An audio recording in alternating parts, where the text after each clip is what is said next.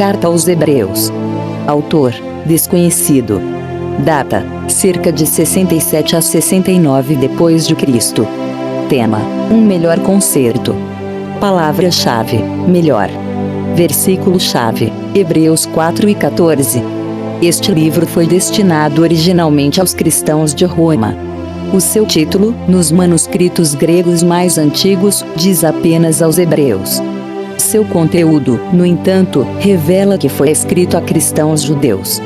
O emprego que o autor fez da Septuaginta, nas citações do Antigo Testamento, indica que os primeiros leitores foram provavelmente judeus de idioma grego que viviam fora da Palestina. A expressão "os da Itália vos saúdam", Hebreus 13:24, significa provavelmente que o autor escrevia para Roma, e que na ocasião incluiu saudações de crentes italianos que viviam longe da pátria. Os destinatários podem ter sido igrejas em lares da comunidade cristã de Roma, das quais algumas estavam a ponto de abandonar a fé em Jesus e voltar para a antiga fé judaica por causa da perseguição e do desânimo. Uma coisa é certa: o escritor escreveu na plenitude do Espírito e com entendimento, revelação e autoridade apostólica. O Senhor Jesus Cristo é o melhor mediador do melhor pacto baseado sobre melhores promessas. Hebreus 8:6. É o Filho de Deus, o resplendor da sua glória e a expressão exata do seu ser. É o Criador, sustentador, herdeiro do universo. É maior que os anjos, maior que Moisés, Arão e Josué. É o autor e consumador de nossa fé, em quem devemos fitar firmemente nosso olhar. Hebreus 12:2. Ele é o mesmo ontem, hoje e o será para sempre. Hebreus 13:8. Convém-nos sair a ele, fora do arraial, levando seu vitupério. Hebreus 13:13. Termina o argumento do livro com a bênção ou conclusão mais sublime de todas as epístolas. Autoria, destinatário e propósito. 1. Autoria. A carta aos Hebreus não revela o nome do seu autor. Esse fato fez com que surgissem inúmeras controvérsias em torno de sua autoria. É certo que os cristãos primitivos sabiam quem realmente a escreveu. Todavia, já por volta do segundo século da nossa era, não havia mais consenso quanto a isso. Clemente de Alexandria, no final do segundo século, atribuiu ao apóstolo Paulo a sua autoria. Contudo, ao afirmar que Paulo a escreveu em hebraico e que Lucas a teria traduzido para o grego, passou a ser duramente questionado. As razões são basicamente duas. O texto de Hebreus, um dos mais rebuscados do Novo Testamento grego, não parece ser uma tradução. Por outro lado, o estilo usado na carta não parece ser de forma alguma de Paulo. Outros nomes surgiram como possíveis autores de Hebreus: Barnabé, Apolo, Lucas, Clemente Romano, etc. O certo é que somente Deus sabe quem é o seu autor.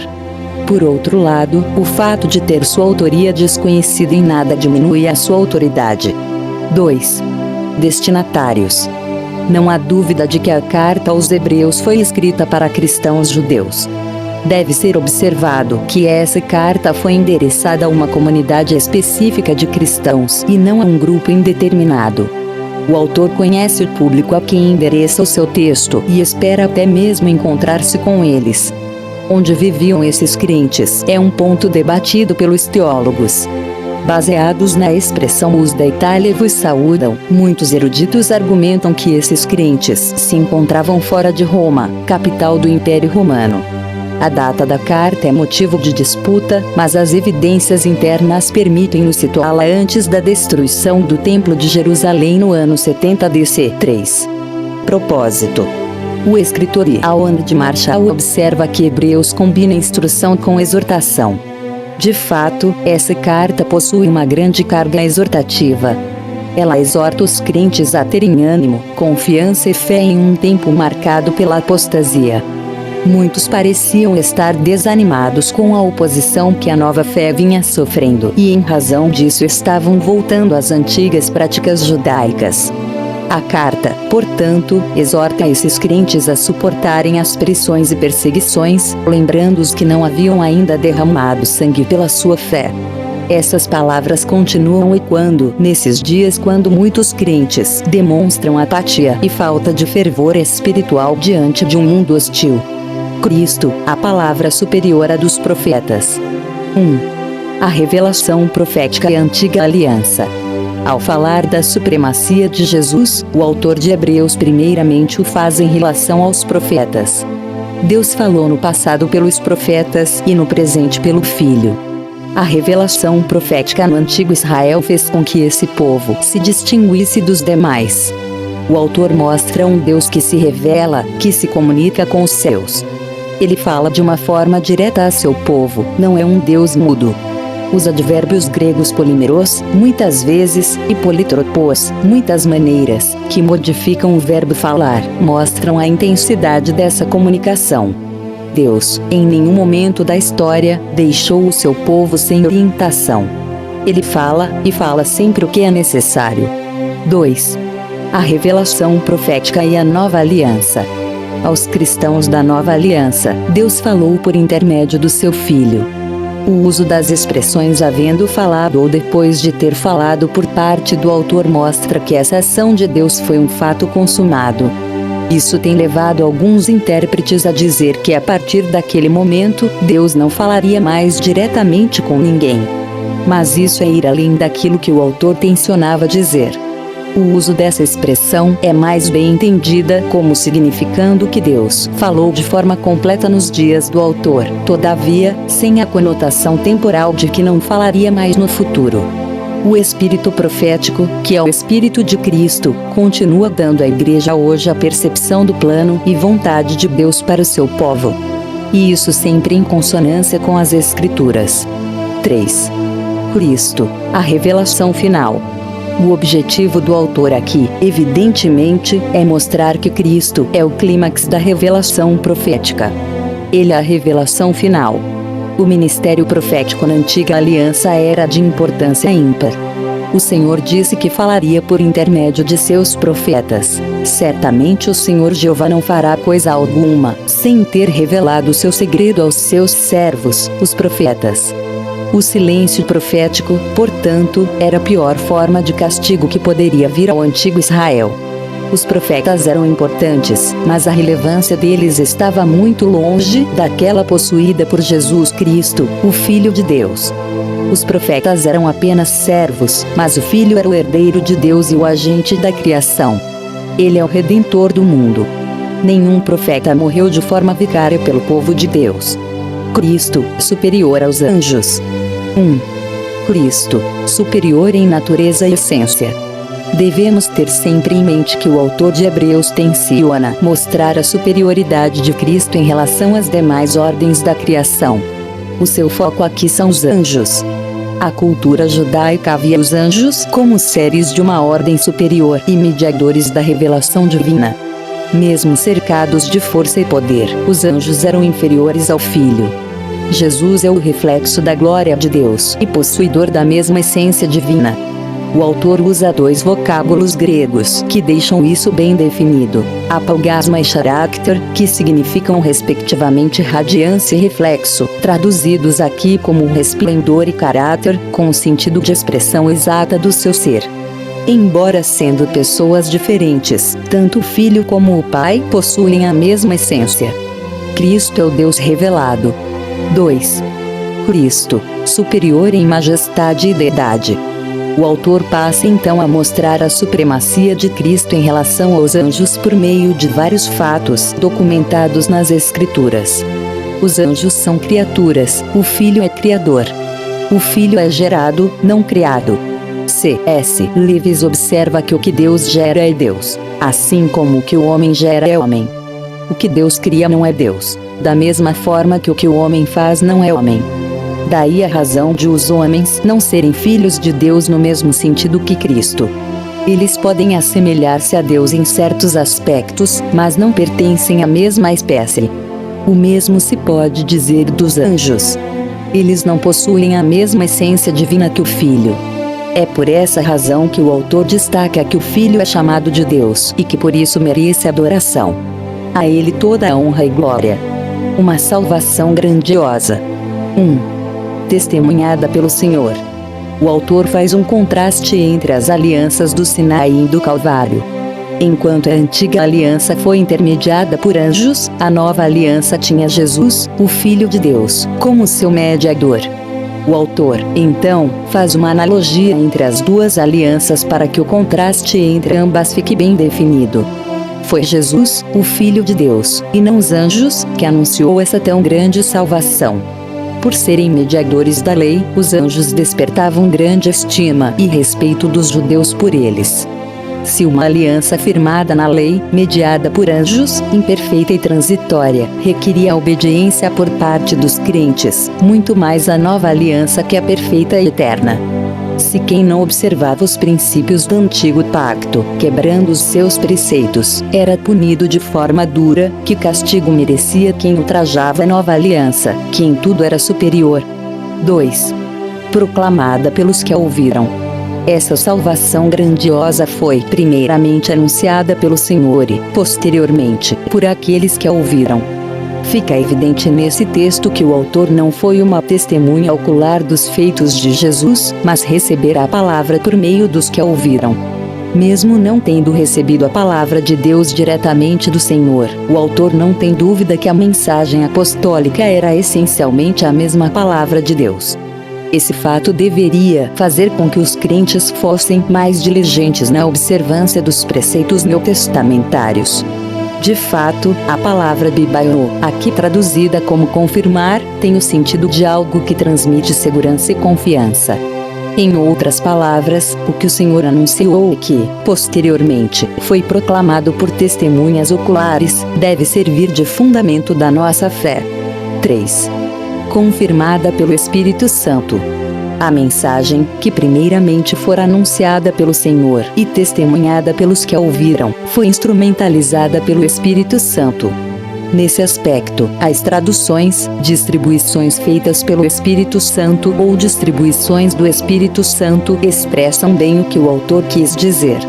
O Espírito Santo é o agente por trás de cada milagre e sinal operados na história do povo de Deus, tanto do passado quanto do presente. O autor quer chamar a atenção de seu público leitor mais uma vez para a importância da mensagem recebida, ou seja, ela fora também testemunhada de uma forma concreta e palpável pelo Espírito Santo por intermédio da distribuição de seus muitos dons. Uma salvação necessária. 1. Por intermédio da humanização do Redentor. Na seção, o autor toma o Salmo 8 como pano de fundo de seu argumento, SL 8, 4, 6. Nesse aspecto, ele segue a Septuaginta que usa o termo anjo, em vez do texto massorético, que traz a palavra Deus. Na mentalidade judaica, da qual o autor participa, o homem foi feito como coroa da criação e a ele foi confiado todo o domínio. Todavia, devido à queda, esse domínio fora perdido. Na mente do autor dessa escritura, portanto, o Salmo 8 não pode se aplicar a Adão, nem tampouco à raça pós-queda, mas a Jesus, o Messias, que por meio da cruz, veio restaurar a humanidade caída. 2. Por meio do sofrimento do Redentor. Para um judeu do primeiro século era escandalosa a ideia de um Messias sofredor. Como então assegurar que Jesus era superior aos anjos se ele morrer em uma cruz? O autor de Hebreus usa o versículo 5 do Salmo 8 para explicar esse aparente paradoxo. Sim, argumenta ele, Jesus de fato foi feito um pouco menor do que os anjos por causa da sua humanização. Os intérpretes entendem que as palavras pouco e pouco tempo podem denotar posição ou tempo. Em outras palavras, Jesus se tornou menor que os anjos enquanto vivia aos limites da condição humana e experimentou o sofrimento advindo desse estado de humilhação. Todavia, foi por meio deste mesmo sofrimento de Cristo que os homens tornaram-se livres. 3. Por intermédio da glorificação do Redentor. Na mente do autor, Cristo não sofreu para ser glorificado, mas ele foi glorificado porque sofreu. Foi por intermédio do sofrimento que ele foi coroado de glória e de honra, para que, pela graça de Deus, provasse a morte por todos. Para os crentes que viam no sofrimento algo incompatível com o viver cristão, e que, devido a isso estavam desanimados, essas palavras serviam de ânimo e consolo. Uma salvação eficaz. 1. Vitória sobre o diabo. Na conclusão de seu argumento, o autor mostra os métodos e os resultados dessa grandiosa salvação. Para que a salvação se efetivasse, o Salvador precisava sofrer e morrer pelos homens. Somente por meio da morte na cruz, o diabo, arqui-inimigo dos homens, seria derrotado. O autor usa o verbo grego catargio para se referir à derrota de Satanás. Esse verbo tem o sentido de destronar ou tornar inoperante. Por intermédio da cruz, Cristo destronou e desarmou Satanás das armas que este possuía. Foi na cruz que ele despojou os principados e as potestades e nos garantiu a vitória. 2. Vitória sobre a morte. Com a entrada do pecado no mundo, a morte passou a ser um inimigo temido. Essa arma poderosa era usada por Satanás para manter os homens debaixo do jugo do medo. Todavia, ao morrer na cruz por todos os homens, Jesus venceu a morte. Os homens continuam a morrer, mas os que o recebem como Salvador têm a vida eterna, pois a morte não tem mais domínio sobre eles. 3. Vitória sobre a tentação. Pela primeira vez na epístola, o autor usa a denominação sumo sacerdote em relação a Jesus. O tema do sacerdócio de Cristo será explorado pelo autor com maior profundidade em passagens posteriores. Todavia, aqui o seu uso é justificado no contexto da identificação de Jesus com seus irmãos, os salvos. Esse sumo sacerdote é misericordioso e fiel. Por ter assumido a natureza humana e se identificado com os homens nos seus limites, ele sabe o que é ser tentado e por essa razão está pronto a ajudá-los. A carta de Hebreus revela a superioridade de Jesus em relação a Moisés quanto à tarefa, a autoridade e o discurso. Uma tarefa superior. 1. Uma vocação superior. O autor introduz a seção VV1:6, tomando como ponto de partida o que havia dito anteriormente: Jesus era o autor e mediador da nossa salvação. Tomando por base esse conhecimento, seus leitores, a quem ele chama afetuosamente de irmãos santos, deveriam ficar atentos ao que seria dito agora. Eles não eram apenas um povo nômade pelo deserto escaldante à procura da terra prometida, mas herdeiros de uma vocação celestial. Eles deveriam se lembrar de quem os fez aptos e idôneos dessa vocação. Nesse aspecto, os leitores de Hebreus não deveriam ter dúvida alguma de que Jesus, como aquele que os conduzia ao destino eterno, era em tudo superior a Moisés, a quem coube a missão de conduzir o povo a Canaã terrena. 2. Uma missão superior. O autor pela primeira vez usa a palavra apóstolo em relação a Jesus. A palavra apóstolo se refere a alguém que é comissionado como um representante autorizado. Não havia dúvida de que Moisés havia sido um enviado de Deus em uma missão, todavia, ele não foi o apóstolo da grande salvação. A missão de Moisés foi tirar o povo de dentro do Egito e conduzi-lo à terra prometida, mas a missão de Jesus é a de conduzir a igreja a Canaã celestial. A missão mosaica era daqui, a Canaã terrena. A missão de Jesus possuía uma vocação celestial. Cristo não foi apenas um enviado em uma missão, mas acima de tudo, o apóstolo da nossa confissão, alguém com autoridade na missão de nos conduzir ao destino eterno. 3. Uma mediação superior. Depois de afirmar que Jesus era o apóstolo, o autor também diz que ele é o sumo sacerdote da nossa confissão. Jesus era superior a Moisés, não apenas em relação à missão, mas também em relação à função que exerce. O autor fará um contraste mais detalhado entre o sacerdócio de Cristo e o araônico mais adiante, mas aqui os crentes deveriam ter em mente que a mediação de Jesus era em tudo superior ao sistema mosaico e levítico. Cristo era o mediador da nossa confissão. A palavra confissão traduz o termo original homologia, que tem o sentido primeiro de concordância. Quando confessamos Jesus como Salvador, concordamos que Ele em tudo tem a primazia. Ele é o Senhor. Ele é maior do que tudo e do que todos. Ele, e somente Ele, é a razão do nosso viver. Uma autoridade superior. 1. Construtor, não apenas administrador. O autor destaca que tanto Moisés como Jesus foram fiéis na casa de Deus. Eles foram fiéis na missão que lhes foram confiada. Isso mostra o apreço que o autor possuía pelo legislador hebreu. Todavia, ao se referir a Jesus, o autor usa a palavra grega axio, traduzida como digno, valor, mérito. Duas coisas precisam ser destacadas no uso desse vocábulo pelo autor.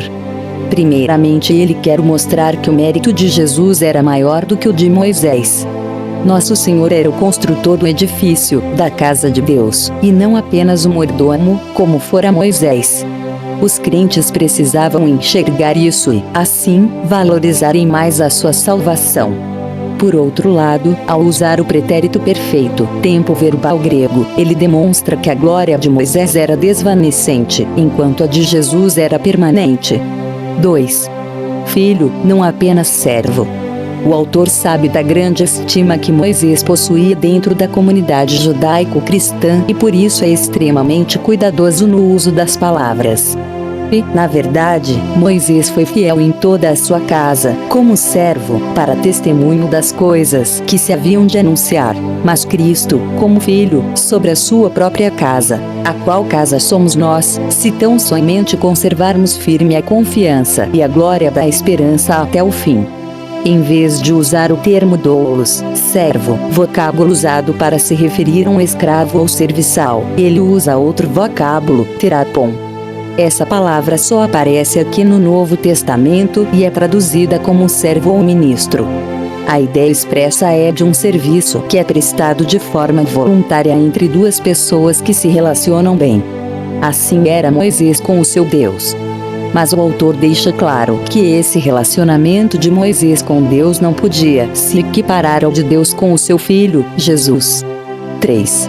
Uma igreja, não apenas tabernáculo.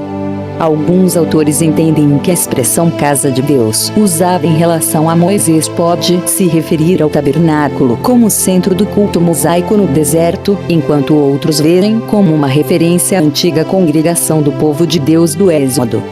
Em todo caso, a ideia gira em torno do povo de Deus que adora na antiga aliança. Moisés foi um ministro de Deus no culto da congregação do deserto. Mas Jesus, como filho, é o ministro da igreja, o povo de Deus na nova aliança, a qual casa somos nós. O sacerdócio perfeito e eterno de Jesus.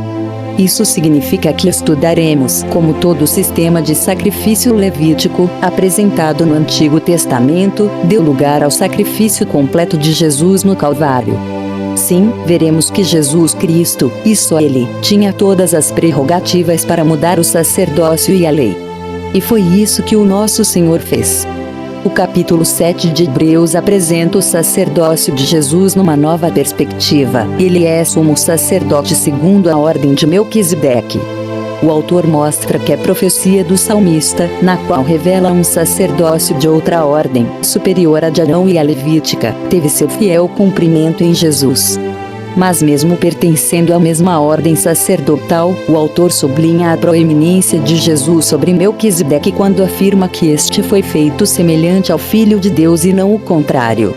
O pensamento do autor é mais bem compreendido se observarmos o sacerdócio de Jesus quanto aos aspectos de sua tipologia, de sua natureza e de seus atributos.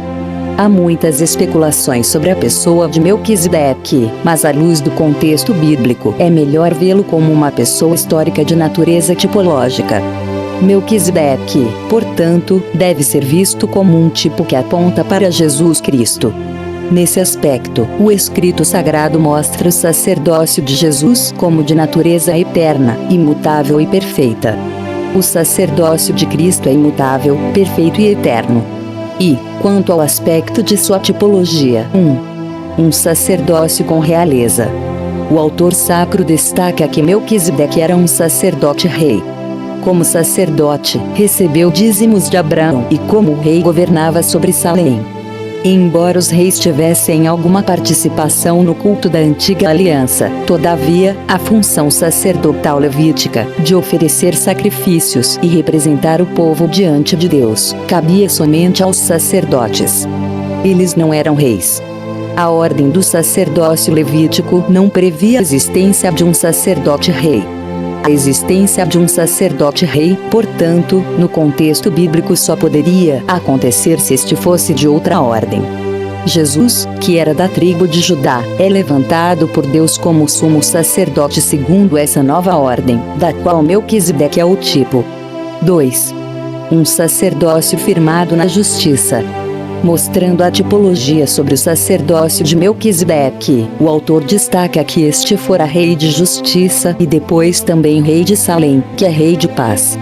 A figura histórica de Melquisedeque como rei de Salém aparece em Gênesis 14 e 18, 20, no contexto da guerra de 5 reis contra 4 no Vale do Rei.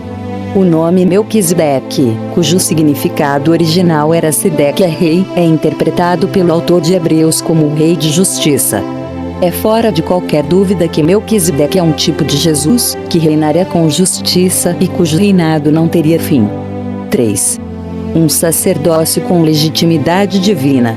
O versículo 3 de Hebreus 7, sem pai, sem mãe, sem genealogia, deve ser visto como um contraste entre o sacerdócio levítico e o de Melquisedeque. O sacerdócio levítico dependia da genealogia para se legitimar. Quem não fosse da tribo de Levi não podia oficiar como sacerdote.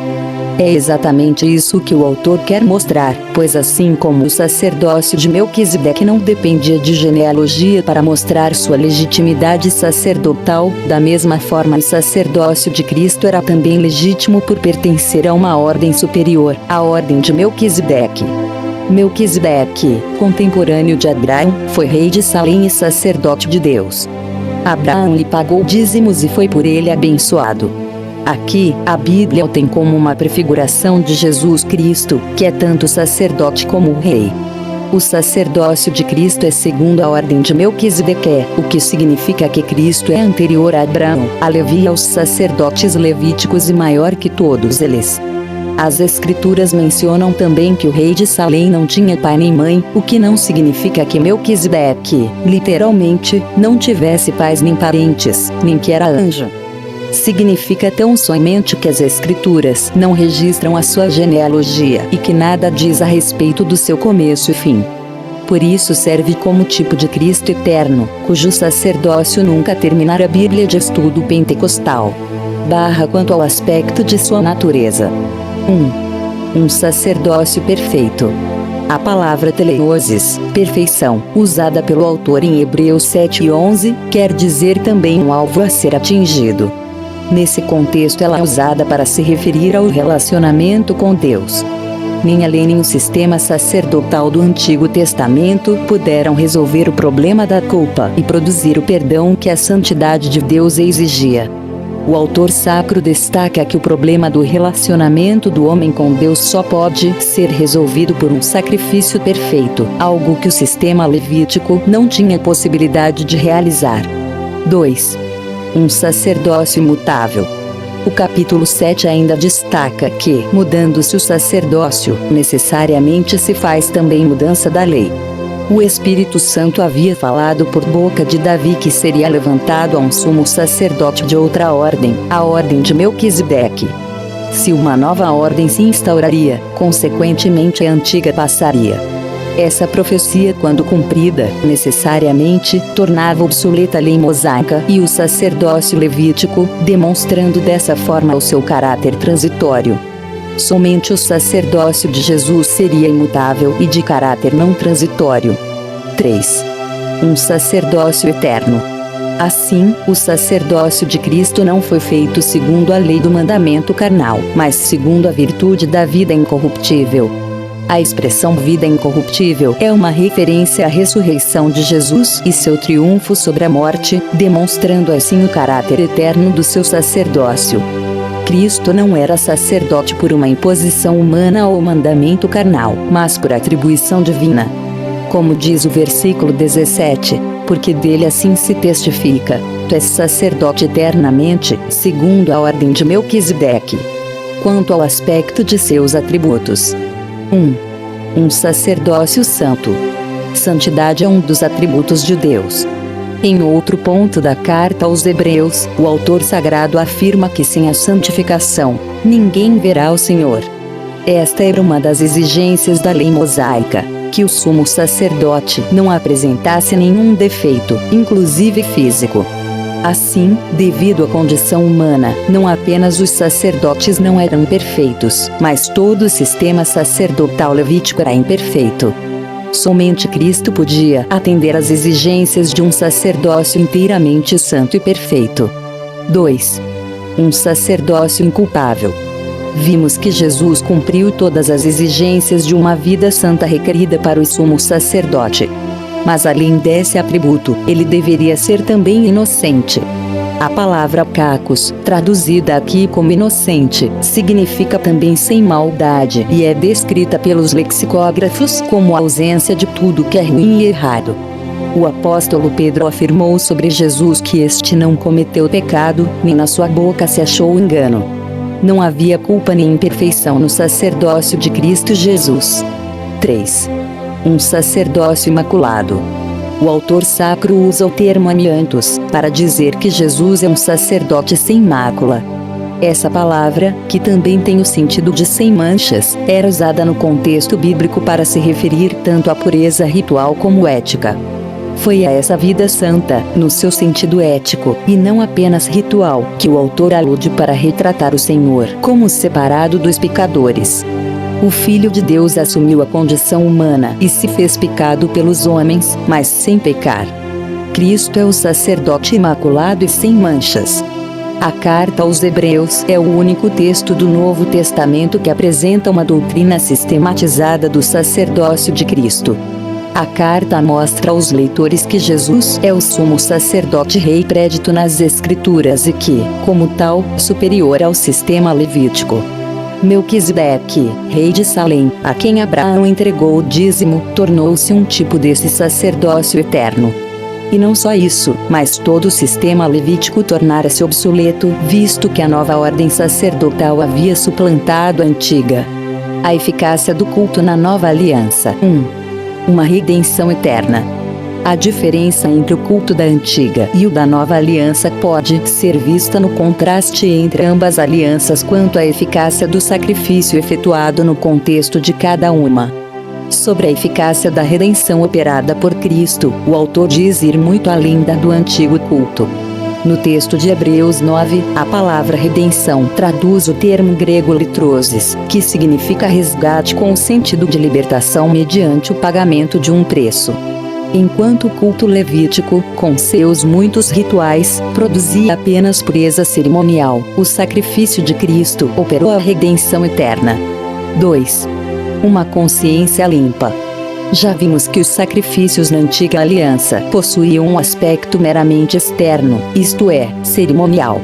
Eles não conseguiam tratar com a parte interna do homem. Na verdade, esses muitos sacrifícios apenas cobriam os pecados em vez de removê-los. Por outro lado, o sacrifício de Cristo trata com o problema do pecado em sua raiz. Ele não apenas cobre a transgressão, mas a remove. Nenhum sacrifício no antigo culto era capaz de tratar com o problema da consciência. Todavia, o sangue de Cristo purifica e limpa a consciência, tornando-a apta para a adoração a Deus. 3. Uma herança eterna. O efeito imediato da purificação interior efetuada pelo sangue de Cristo é visto nas palavras do autor em Hebreus 9:15, quando ele afirma que os chamados recebam a promessa da herança eterna. A palavra herança traduz o termo grego kleronomia, com o sentido de algo que alguém por direito possui. Em o Novo Testamento, é usado em relação às coisas terrenas e celestiais, no sentido de que Cristo nos chamou para uma herança incorruptível. Por isso, a nossa herança é celestial, espiritual e eterna. Nova aliança. Esta é uma providência de Deus pela qual Ele estabeleceu um novo relacionamento de responsabilidade entre si mesmo e o seu povo. A expressão nova aliança também é um sinônimo do NT, portanto, refere-se aos 27 livros do NT, ou à própria nova aliança. A escolha ou a designação da aliança. Quando mencionada pela primeira vez, esta aliança foi chamada de nova, porque foi estabelecida em oposição à aliança primária ou a mais antiga de Israel, a saber, a aliança da lei mosaica. Este mesmo contraste também é feito em Hebreus 8, 6, 13. A singularidade do culto da nova aliança. 1. O santuário celeste. O tabernáculo terrestre era um tipo do santuário celeste, onde Cristo oficia como sumo sacerdote. O culto na antiga aliança, com seu santuário terrestre, era apenas uma sombra da qual o santuário celeste é a realidade. O verdadeiro modelo de adoração não pode ser visto olhando para a terra, mas para o céu. Se a adoração no antigo santuário, apesar de suas inúmeras limitações, teve seu valor, que dizer então da adoração que toma como ponto de partida o santuário celeste? 2. Um sacrifício superior. O serviço prestado pelos sacerdotes no antigo culto é contrastado com aquele realizado por Cristo na nova aliança. Cristo, ao contrário dos sacerdotes, não necessitou repetir o seu sacrifício, nem tampouco fazê-lo por meio de sangue alheio. O culto no antigo concerto era imperfeito, porque seus sacerdotes eram imperfeitos da mesma forma que o eram os seus sacrifícios. O verdadeiro culto, em tudo superior, só foi possível porque o Cordeiro de Deus se deu em nosso lugar. 3. Uma promessa gloriosa. O autor encerra a sua exposição sobre o culto na antiga e nova aliança com uma promessa. Assim também Cristo, oferecendo-se uma vez, para tirar os pecados de muitos, aparecerá a segunda vez, sem pecado, aos que o esperam para a salvação. O autor de Hebreus resume bem a mensagem do texto sobre a obra de Cristo, quando diz que o nosso Senhor se manifestou, para aniquilar o pecado pelo sacrifício de si mesmo. Agora, comparece por nós no céu, mas um dia aparecerá para levar-nos ao seu lar. Esses 3 tempos da salvação têm como base a sua obra consumada na cruz do Calvário. O autor conseguiu seu objetivo ao contrastar a adoração na antiga e na nova aliança. A adoração antiga era terrena, imperfeita, transitória, incompleta. Por outro lado, a adoração no novo pacto se firma em princípios celestiais, eternos e perfeitos. Não há, pois, como adorar a Deus de uma forma agradável, tomando por base os rudimentos desta dimensão terrena. Nossa adoração é superior porque o nosso Senhor encontra-se entronizado acima dos anjos. A nova aliança é uma dádiva divina que traz grandes responsabilidades. A dádiva da nova aliança. 1.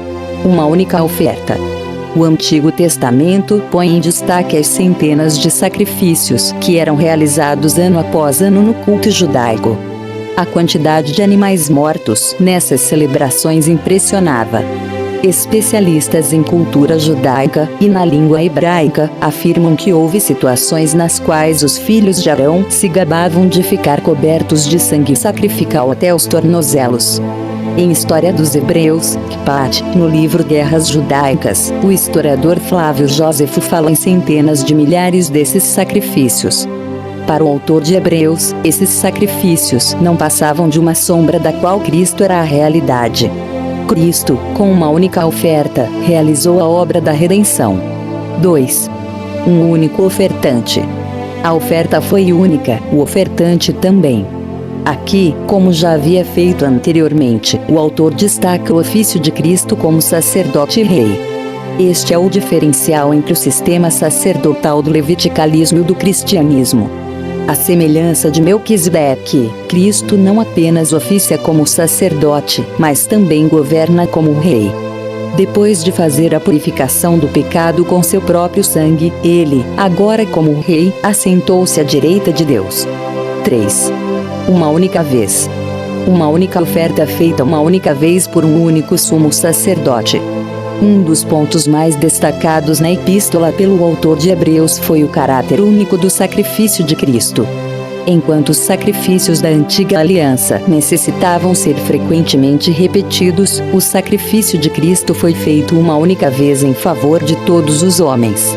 Esse fato demonstra inequivocamente que, por um lado, os sacrifícios de animais eram imperfeitos e jamais poderiam aperfeiçoar alguém, e que, por outro, deixa claro que somente o sangue de Cristo pode satisfazer a justiça de Deus. Os privilégios da nova aliança. 1. Regeneração. No capítulo 8 o autor já havia contrastado a antiga aliança com a nova, levando em conta o seu aspecto cerimonial e ritual. Os inúmeros sacrifícios e rituais jamais puderam produzir mudança interna. A santificação no Antigo Pacto se dava mais no aspecto cerimonial. Todavia, a grandeza da nova aliança está na mudança interna que ela produz, isto é, no coração. O apóstolo Paulo disse o mesmo com outras palavras. 2. Adoração. O autor sacro já havia destacado que a adoração na antiga aliança era imperfeita, porque poucos tinham acesso à presença de Deus. O povo era representado pelos sacerdotes e, uma vez no ano, pelo sumo sacerdote. Não era uma adoração em espírito e em verdade. Todavia, o autor revela que esse fato mudou. No novo concerto, o próprio crente tem acesso ao lugar mais íntimo do santuário por intermédio de Cristo Jesus, o perfeito sumo sacerdote. A única atitude necessária destacada pelo autor é a de chegarmos a Deus com verdadeiro coração e inteira certeza de fé, tendo os corações purificados da má consciência e o corpo lavado com água limpa. 3. Comunhão. O conceito de igreja como corpo vivo de Cristo aparece no pensamento do autor de Hebreus. Embora o antigo povo formasse uma congregação no deserto, ele não era uma igreja no sentido neotestamentário. A existência da igreja só se tornou possível depois do Calvário. Como igreja, os cristãos podem desfrutar da perfeita comunhão com Cristo e uns com os outros. Sem comunhão, sem congregação, não há igreja. Ninguém consegue ser crente isolado ou sozinho. Por isso, o congregar é importantíssimo para a saúde espiritual do crente. As responsabilidades da nova aliança. 1. Vigilância. O autor volta às exortações feitas nos capítulos 2 e 6. Não há dúvida de que ele acreditava que um cristão genuíno pode decair da graça, senão, não teria sentido algum seu duro tom exortativo. Primeiramente, ele aconselha o crente a se firmar na fé. O autor já havia usado a palavra reter grego katechio 2 outras vezes. Essa palavra é usada em Lucas 8:15, para os que retêm a palavra a fim de não se desviarem dela. Esse apego era justificado segundo a pergunta retórica do autor: quanto maior castigo cuidais-vos, será julgado merecedor aquele que pisar o Filho de Deus, e tiver por profano o sangue da aliança com que foi santificado, e fizer agravo ao Espírito da graça. Há um preço alto quando nos falta a vigilância. 2. Confiança. Com o objetivo de animar a fé dos crentes, o autor faz menção ao histórico da vida deles. Eles haviam experimentado sofrimento, abandono e até mesmo a expoliação. Contudo, permaneceram firmes. O que estava, portanto, acontecendo agora? Aquela mesma confiança que haviam tido no passado deveria continuar como um sólido fundamento. Quando o cristão perde a capacidade de confiar, ele perde a motivação pelas coisas celestiais. O céu é para quem tem esperança. 3. Perseverança. O autor conclui o capítulo mostrando que na jornada cristã o crente precisa de paciência. A palavra grega hipomoné ocorre 32 vezes em Novo Testamento com o sentido de paciência e perseverança. Essa palavra aparece também em Lucas 8:15, referindo-se ao crente que produz fruto com perseverança. O discipulado cristão, bem como a produção de frutos, demanda tempo. E para alcançar as promessas de Deus é preciso perseverar até o fim. A fé que gera confiança em Deus. 1. O sacrifício de Abel. O autor dá início à sua galeria dos heróis da fé com Abel, o primeiro exemplo de homem de fé. Abel foi um homem que nos primórdios da humanidade ousou confiar em Deus. A Bíblia mostra que seu sacrifício, feito com fé, agradou a Deus. O culto prestado por ele foi verdadeiro. Há muitas especulações sobre a natureza do sacrifício oferecido por Abel, mas o texto sagrado nada diz sobre o assunto. O fato é que a fé de Abel foi uma fé operante, diferentemente da fé de Caim, seu irmão. Para o autor de Hebreus, os cristãos, assim como fora Abel, deveriam ser em tudo confiantes, porque Cristo a quem seguem é, em tudo, superior a Abel. 2. O testemunho de Enoque. Há pouquíssimas referências à pessoa de Enoque no registro bíblico. Mas o pouco que há é suficiente para inspirar fé e confiança. Somente 2 pessoas são citadas na Bíblia que não experimentaram a morte, um é Elias, o profeta de Tisbe, o outro é Enoque. A Bíblia diz que esse traslado de Enoque se deu por causa deste andar com Deus. Ninguém se aproxima do Pai, nem muito menos anda com Ele, se não demonstrar fé. Deus é soberano e age como quer, mas o fato é que Deus chamou Enoque para perto de si por causa do seu andar na fé. Sem fé ninguém agrada a Deus. 3. A confiança de Noé.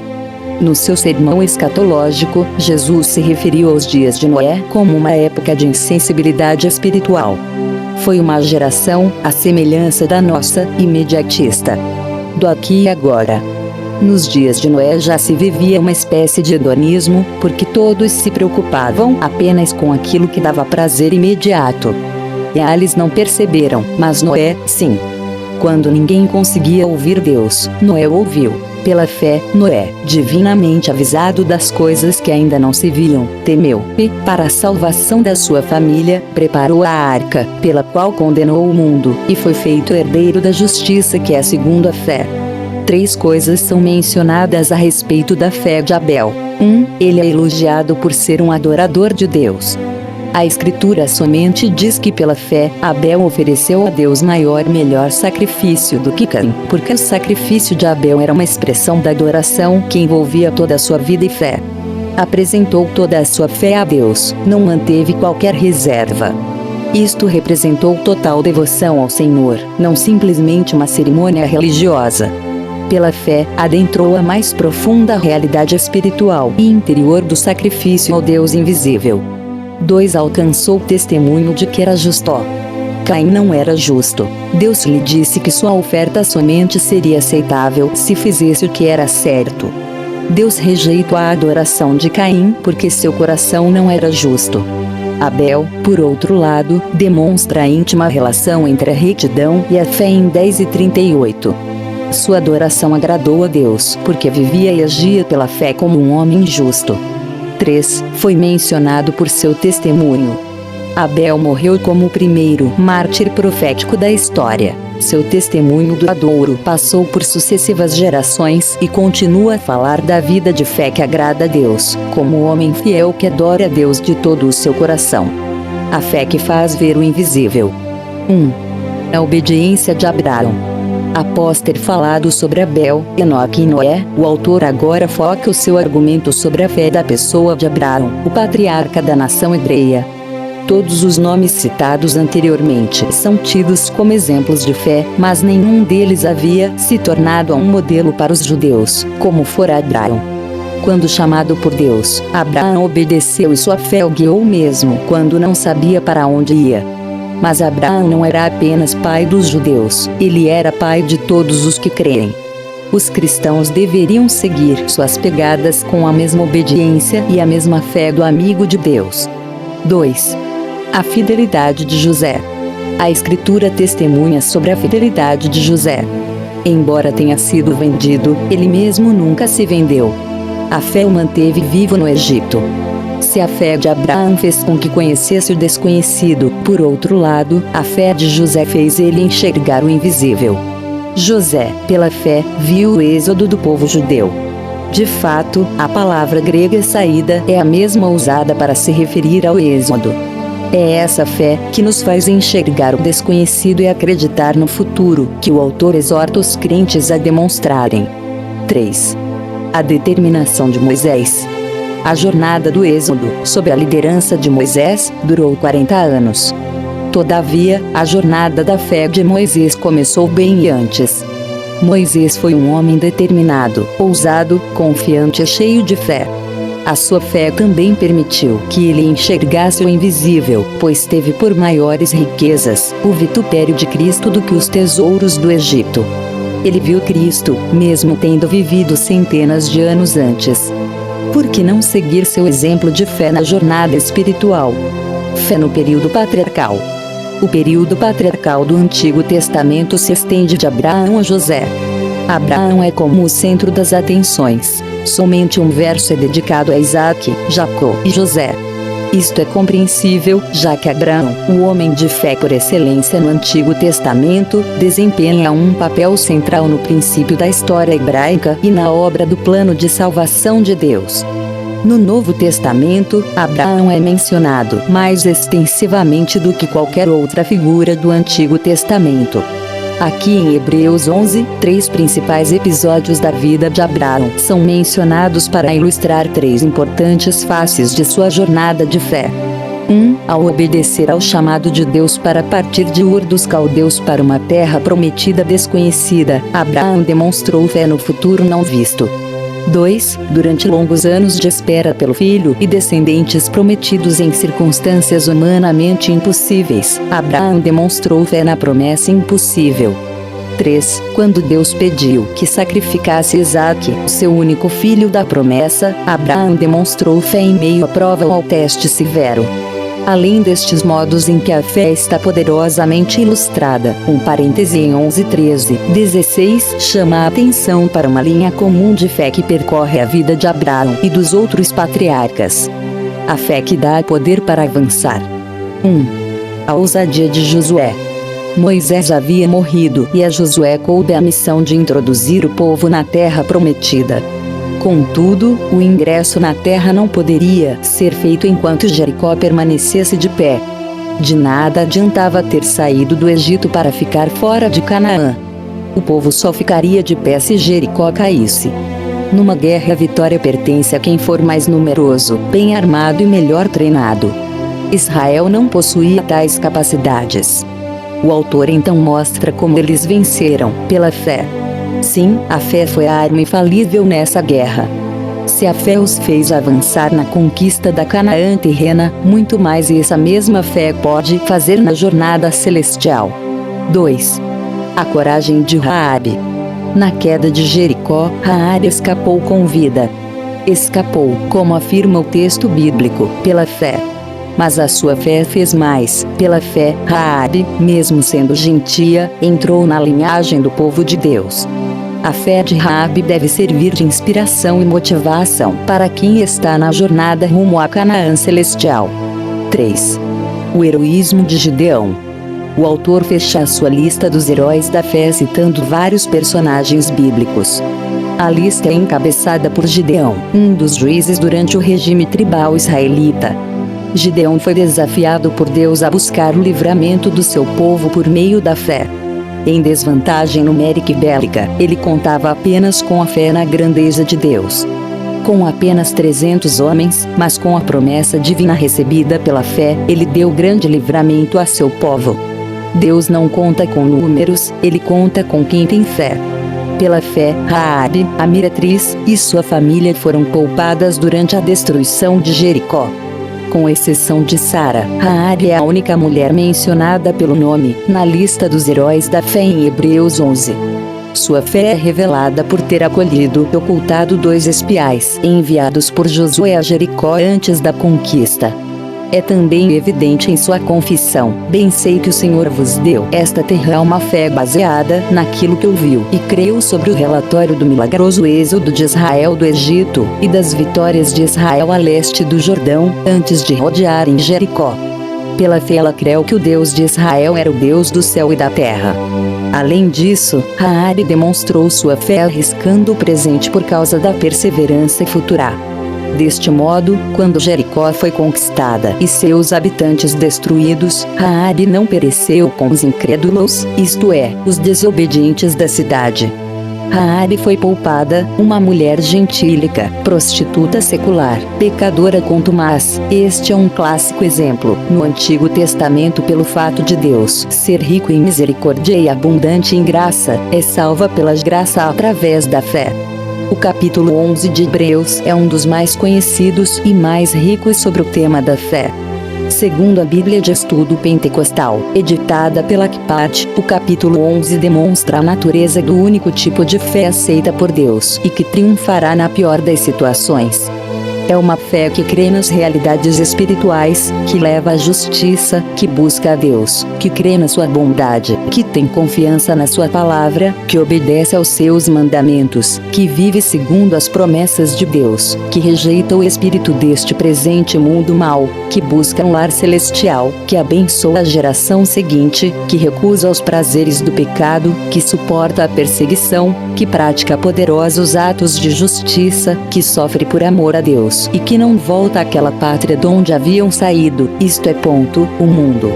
Com base nesse comentário, podemos destacar algumas características da fé que o autor aos Hebreus se refere no capítulo 11. A fé nos faz crer nas realidades espirituais. A fé nos leva à justiça. A fé nos leva a crer na bondade de Deus. A fé nos leva a ter confiança na palavra de Deus.